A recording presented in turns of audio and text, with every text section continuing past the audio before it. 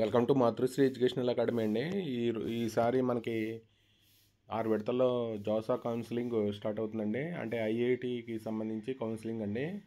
మన దేశవ్యాప్తంగా ఉన్న ఐఐటీలు, ఎన్ఐటీలు, ట్రిపుల్ ఐటీలు, అలాగే కేంద్ర ప్రభుత్వం ఆర్థిక సహకారంతో నడిచే సాంకేతిక విద్యా సంస్థలో సీట్ల భర్తీకి ఇది మనకి జాసా కౌన్సిలింగ్ జరుగుతుందండి. ఐఐటి కాన్పూర్ షెడ్యూల్ విడుదల చేసింది. దీనికి సంబంధించి డీటెయిల్స్ అండి. ఇది జూన్ 2న జేఈ అడ్వాన్స్డ్ ఫలితాలు వస్తాయండి. మరుసటి రోజు సాయంత్రం నుంచి మనకి కౌన్సిలింగ్ ప్రక్రియ స్టార్ట్ అవుద్ది. 3 నుంచి 11 వరకు ఆప్షన్లు పెట్టుకోవచ్చు అండి.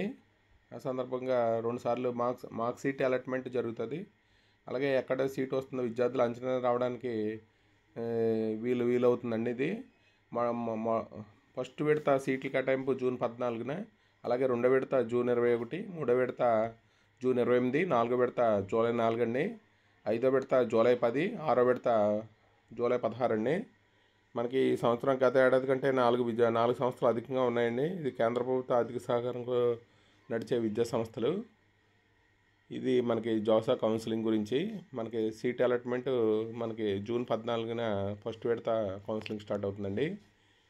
ఇది మనకి కౌన్సిలింగ్ సంబంధించి అంటే దేశవ్యాప్తంగా జరిగిన ఐఐటీలు, ఎన్ఐటీలు, ట్రిపుల్ ఐటీల్లో మనకి దీనికి సంబంధించి మనకి జాసా కౌన్సిలింగ్ సంబంధించి మనకి బిఫోర్ 2023-24 సంబంధించి మనకి ఎక్కడ సీట్ వచ్చిందో మనకి వీడియో ఉందండి మన మాతృశ్రీ ఎడ్యుకేషనల్ అకాడమీలో.